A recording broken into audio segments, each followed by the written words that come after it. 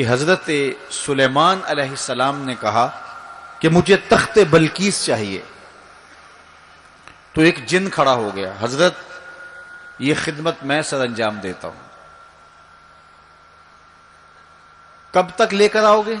اس نے کہا دوپہر تک لے آؤں گا، مجلس برخاست ہونے سے پہلے پہلے تخت حاضر کر دوں گا۔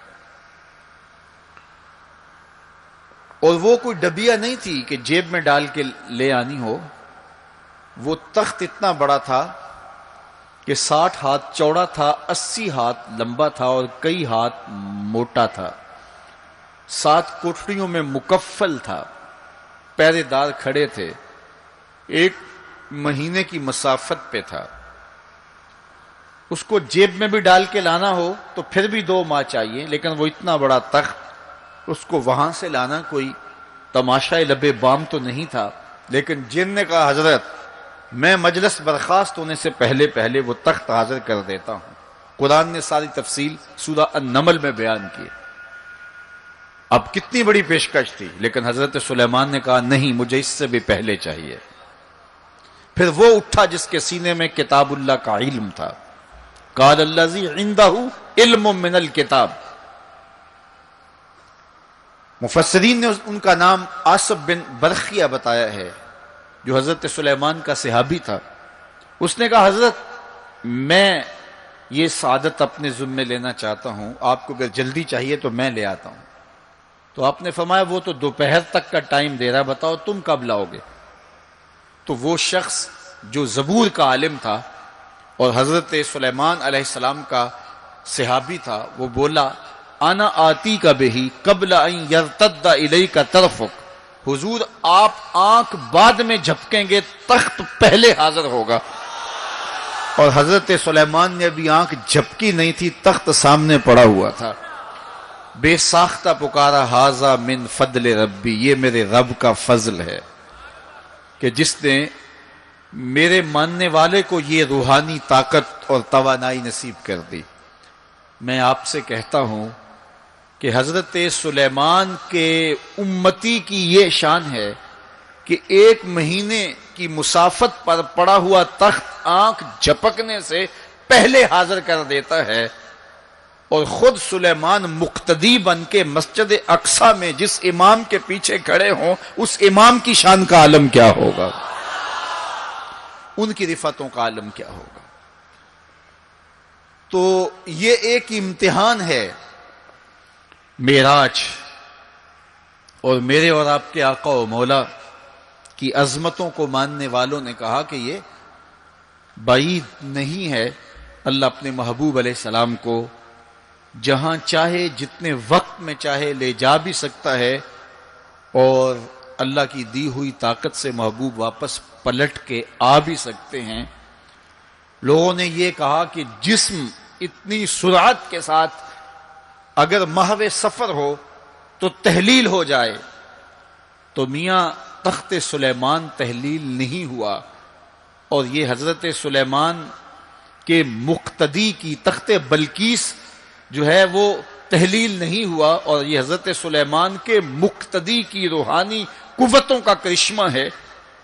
تو جب ان کے مقتدی کی قوتوں کا یہ کرشمہ ہے تو ان کے امام کی طاقتوں کا عالم کیا ہوگا اور رفعتوں کا عالم کیا ہوگا۔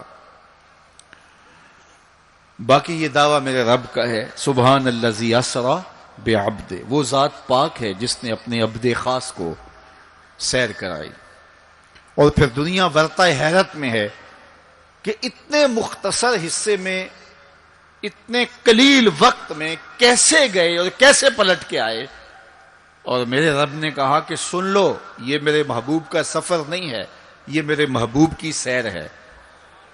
سبحان الذی اسری، یہ میرے محبوب کا سفر نہیں ہے، یہ میرے محبوب کی سیر ہے۔ اور آپ جانتے ہیں سفر اور سیر میں فرق، سفر تیزی کے ساتھ کیا جاتا ہے۔ میں اب جو فاصلہ طے کر کے آیا ہوں، تو اگر میں سیر کی غرض سے یہاں آتا تو مجھے 2 گھنٹے لگتے، اور اگر میں گاڑی پہ بھی آتا تو پھر بھی مجھے کم از کم پونا گھنٹہ چاہیے تھا، لیکن میں 15-20 منٹ میں یہاں پہنچنے کی کوشش کی ہے، چونکہ میری نگاہ میں ایک تھا کہ میں نے دیے گئے وقت کے مطابق یہاں پہنچنا ہے، وہ تو باہر بے تحاشا رش نہ ہوتا تو میں وقت سے 5 منٹ پہلے ہی پہنچ پاتا. تو میں دائیں بائیں سے بے نیاز ہو کے اپنی منزل پہ نگاہیں گاڑے ہوئے سرپٹ دوڑ رہا تھا اور یہاں تک آ پہنچا. لیکن سیر جو ہوتی ہے اس میں ہر منظر پہ رکا جاتا ہے، ٹھہرا جاتا ہے، کوئی نظارہ ہو تو اس سے لطف اندوز ہوا جاتا ہے. اب اتنی سرعت کے ساتھ گئے اور واپس پلٹ کے آئے. میرا رب کہتا ہے یہ میرے محبوب کا سفر نہیں تھا، یہ میرے محبوب کی سیر تھی. کیا سمجھو گے میرے محبوب کو؟ جس کی سیر تمہاری سمجھ میں نہیں آتی، اگر وہ سفر کرے تو پھر کیسے سمجھو گے؟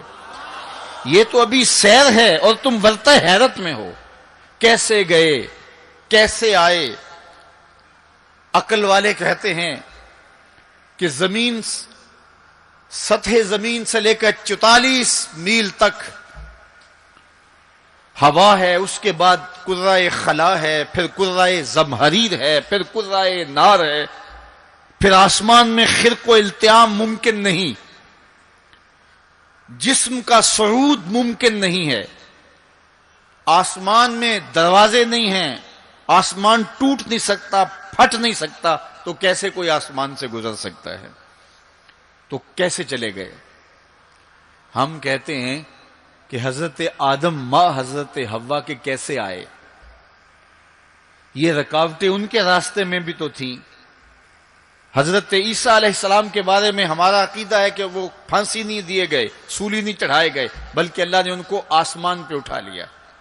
تو یہ رکاوٹیں تو ان کے راستے میں بھی آئی ہوں گی، تو وہ کیسے چلے گئے؟ جب حضرت عیسیٰ جا سکتے ہیں، حضرت